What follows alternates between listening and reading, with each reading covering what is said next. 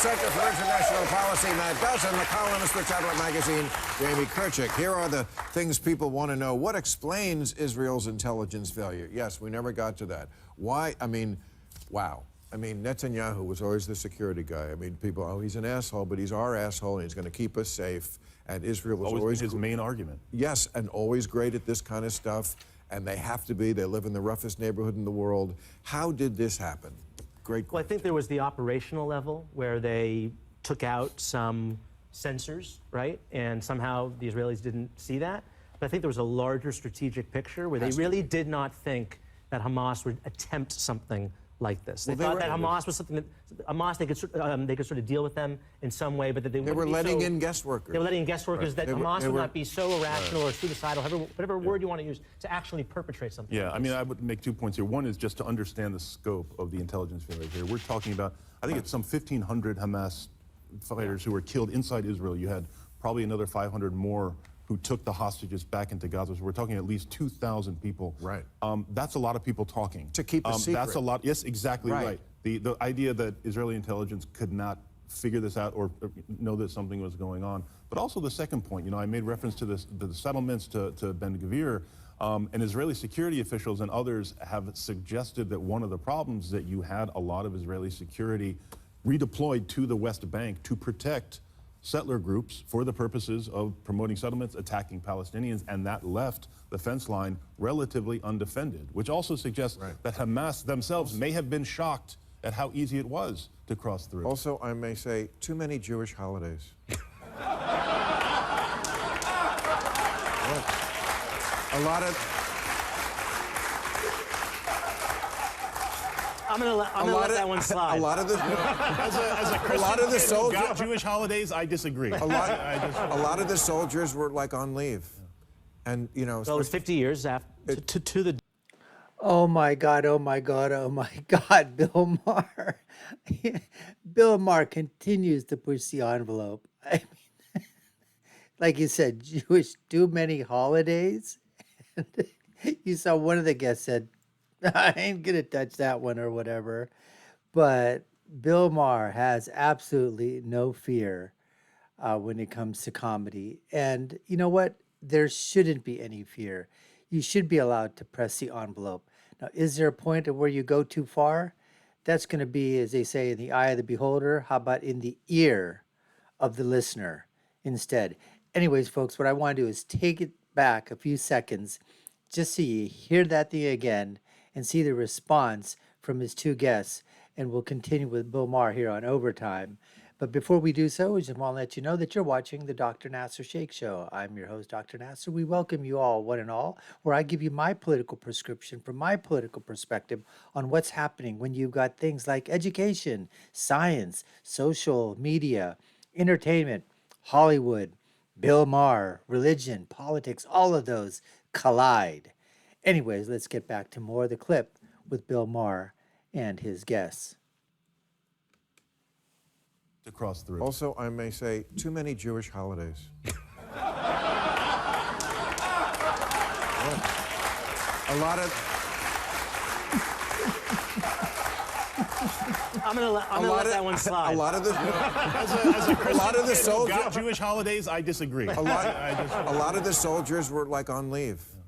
And, you know... So it was 50 years after, to the day of the Yom Kippur War. You'd think they would see that coming. Yeah, it's like Lou Gehrig and Lou Gehrig's disease, right? I don't know. What are the odds? What are the odds? Okay, will Ohio Representative Jim Jordan... this is hysterical, what's going on. And if it wasn't our Congress, I'd laugh harder. But win enough votes to become Speaker. How does having a Speaker of the House impact military aid? I'm actually more concerned. Can someone get this guy a gift certificate to Brooks Brothers? Yeah, right. I mean, seriously. I mean, politicians have always done the shirt sleeve rolled up, but not always. Yeah. Just when you're trying to make a point and like, I'm a man of the people, but sometimes you have a jacket on. Yeah. Okay, but now, again, if I may have this recap wrong, but he was the choice at the beginning of the week. Endorsed by Trump. Couldn't get because Trump endorsed him.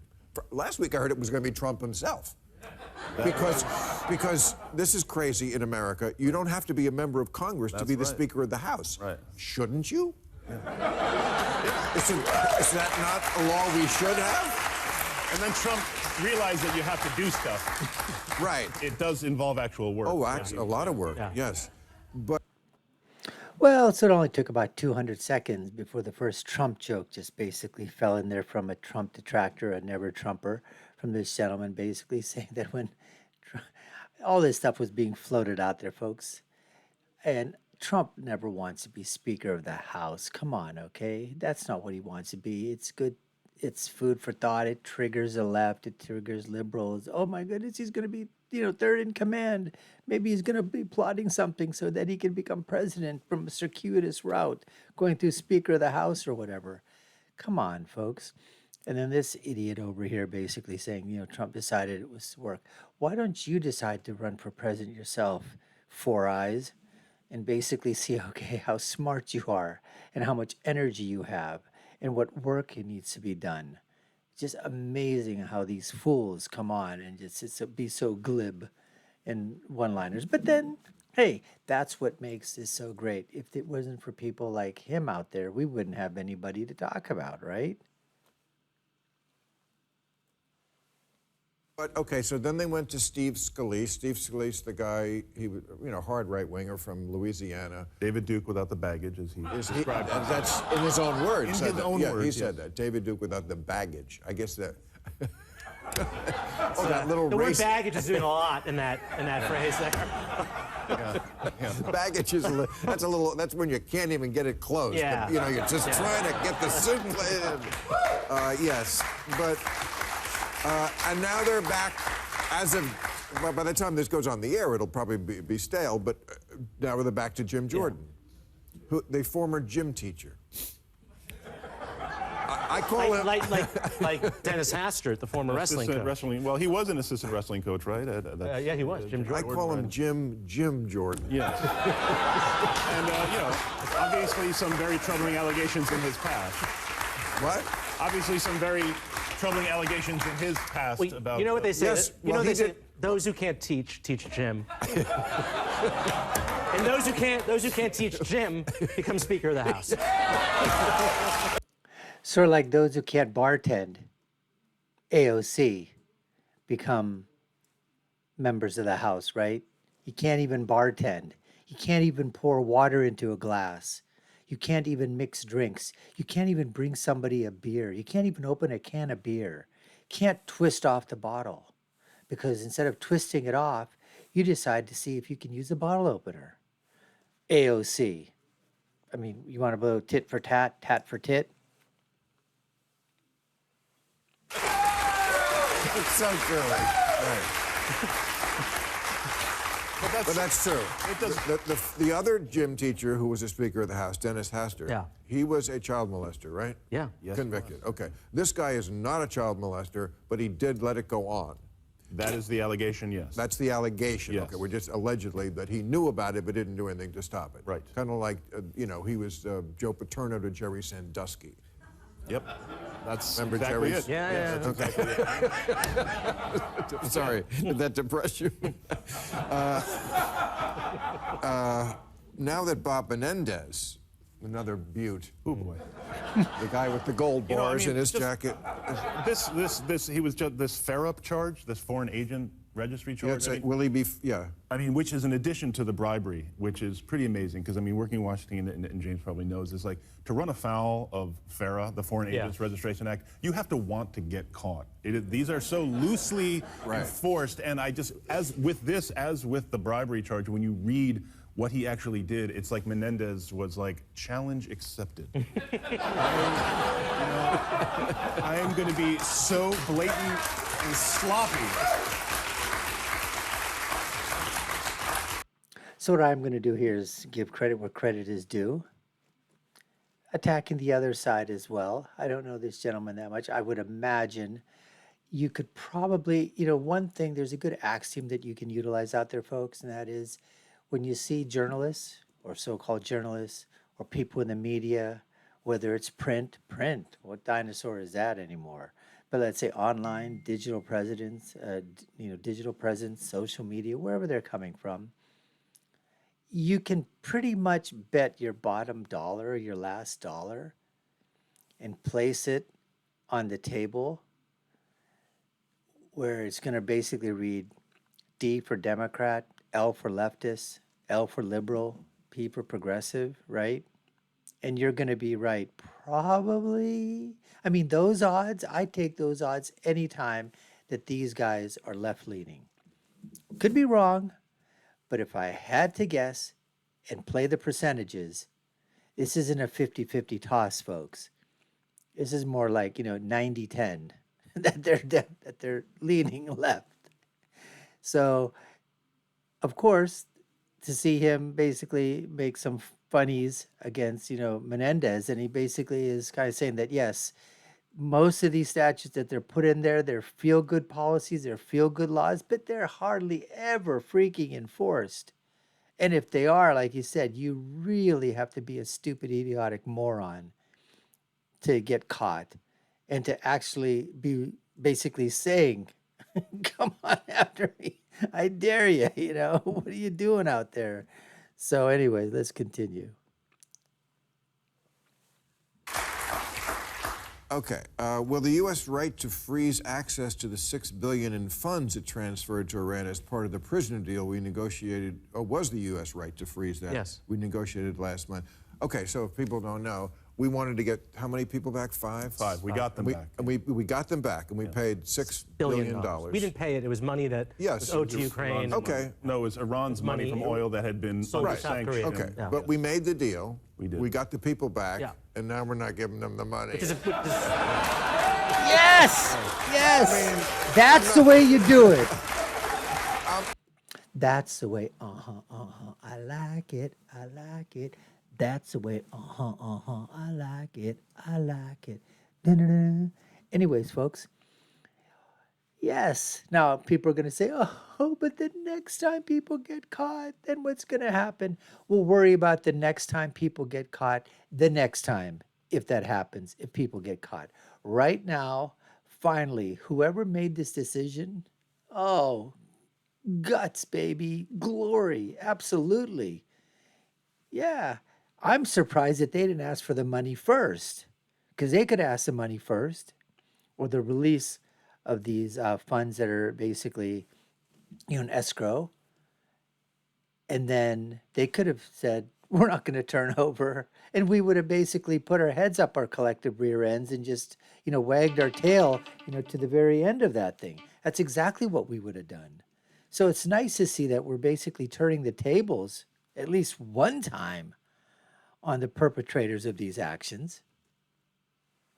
I'm not taking Iran's side in this, but, we did have a deal. I mean, we have a history of breaking deals with Iran, unfortunately. But with everybody. I mean, the charge was made that, I think Tim Scott and others made this completely demagogic, false claim that, this money helped to fund the attacks we saw last weekend, which is absurd for a number of reasons, not least of which is none of this money had been dispersed yet. They haven't seen it. What about the money that was dispersed previously? What about the $400 million, that went in cash, in silver, in bullion, in the middle of the night during Barack Obama's presidency? What about that? And when John Kerry was asked, do you think any of this money may be used to fund terrorism and kill American soldiers or American citizens? And he said, maybe, it might be. But you know what? We got to give that money back because it's the right thing to do. So maybe this amount of money wasn't collectively used, but there has been money in the past that was basically put aside, that was kept, that was frozen to prevent Iran, from getting that money. And listen, if these regimes, if they're putting that money in Western banks and we can freeze it, and we know these are terrorist countries that have perpetrated terrorist acts, absolutely that money should be frozen, and that money should be used to fund anti-terrorist activities, anti those regimes. Every single dollar should be used for that.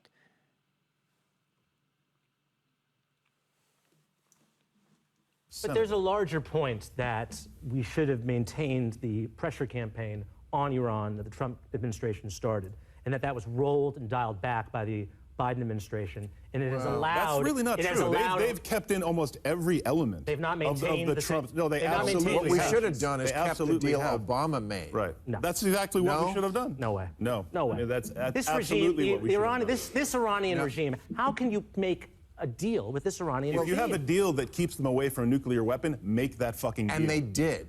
And Obama made that deal. That's and right. it was like, this is... They didn't make that deal, you stupid, idiotic, moronic retard. Simmer, simmer, simmer. My acronym, SIMR. All right, don't tell me they made a freaking deal, okay, that deal. That deal was a piece of crap. You couldn't go and investigate. If you had to go investigate with the IOC, guess what you had to do? You had to ask permission. And you had to ask permission, I think it was 22 days or 28 days prior to that. Oh, you know what? Hey, Iran, let's see, what date do you have available for us to come and do our inspection? Yeah, when? Can we come tomorrow? Oh, it's too early. Next week? 2 weeks from now? Oh, a month? All right, okay, we'll come in a month. All right, what? Oh, we have to tell what time we're going to be there? Oh, can't we just show up? Oh, we have to know the exact time, the exact date? Oh, okay. These guys are unbelievable. The guy in the middle there surprised me, taking Trump's side, but he was basically saying you can't make deals with the Iranian regime.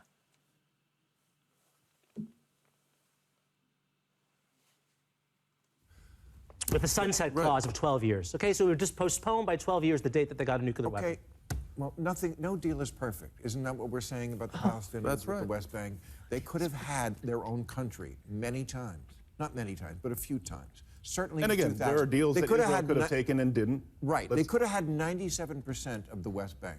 But it was not perfect, as no deal is, because Israel was not about to give it to them, just say, oh, you know what, do your thing. They were like, yes, we have to keep an eye on you for very good reason.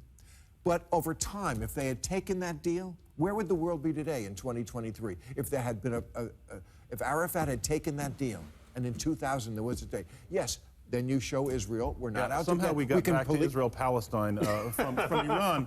Okay. But I'll just get back to the Iran deal for a minute. I think important to understand about this $6 billion is that it was going to be, it's handled and held by Qatar, and was going to be spent by Qatar on specific humanitarian items. So it's not like we're giving Iran under strict monitoring. But money is fungible.